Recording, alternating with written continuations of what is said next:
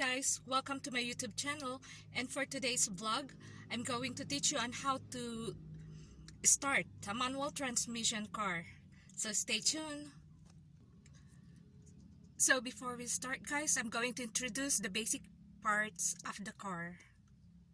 This is the handbrake, the gear,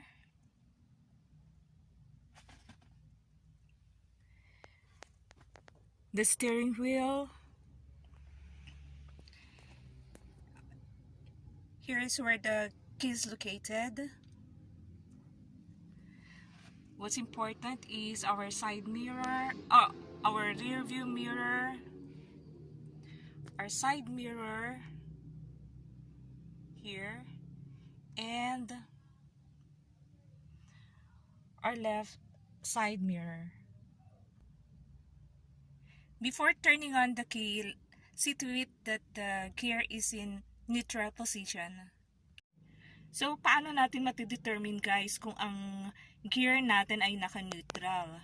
Ito po ang itsura ng gear pag naka-primera. Nandoon po sa kaliwang taas, pag naka-segunda naman, nasa kaliwang baba.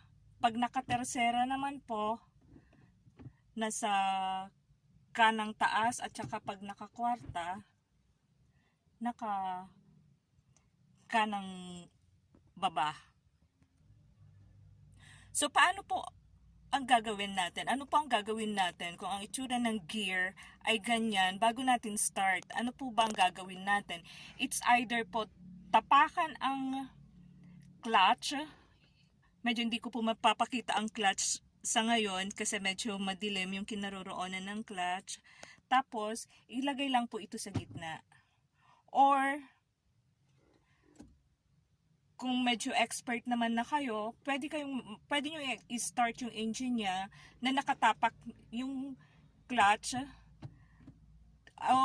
or ano, na kahit na hindi naka-neutral ang inyong gear.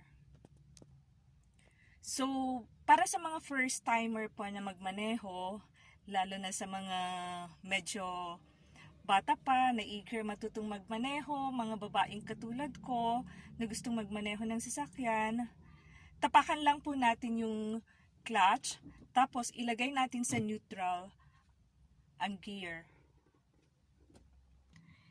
I-check din po natin yung ating mga side mirrors. Yung kabilang side mirror, dapat po nakikita natin yung konting portion ng ating sasakyan sa side at saka sa likod, at wide portion po doon sa sa space ng ating car at saka sa iba pang cars po para nasisilip natin sa likod. I-check din po natin ang ating rear view mirror kung nakasentro siya sa ating likod, sa likod ng sasakyan. Tignan din po natin kung nakataas ang ating handbrake. Kung okay na po lahat, na-check na natin, naka-neutral ang ating gear, okay po yung ating mga side mirrors at ang ating rear view mirror, pwede na po nating i-start yung susi ng ating sasakyan nang kahit hindi na tinatapakan ang clutch. Okay, start ko na.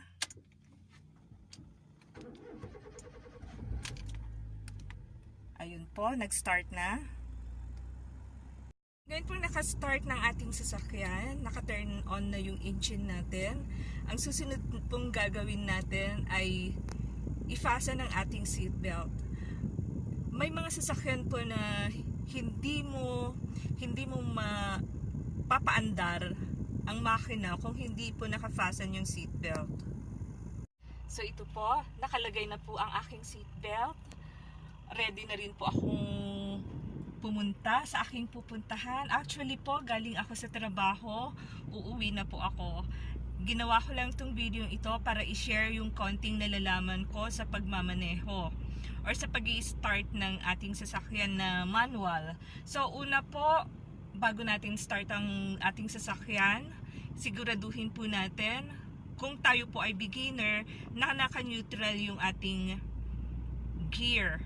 Kung hindi naman po naka-neutral ang ating gear, pwede nating tapakan yung clutch at i-neutral po natin ang ating gear.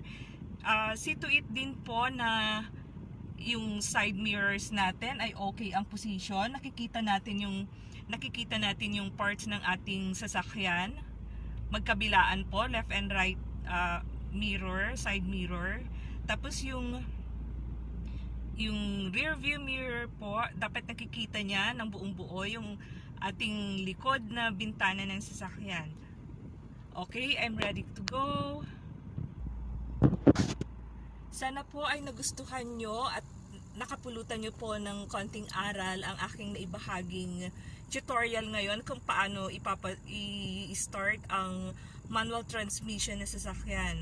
Sa susunod po, tuturuan ko po kayo kung paano paandarin ang sasakyan, paano mag-change ng gear at iba pa po.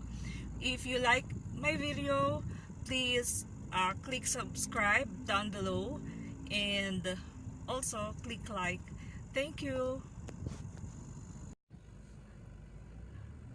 Malapit na pong gumabi dito sa amin and it's time for me to go home. Until my next video, until my next vlog, see you! Bye!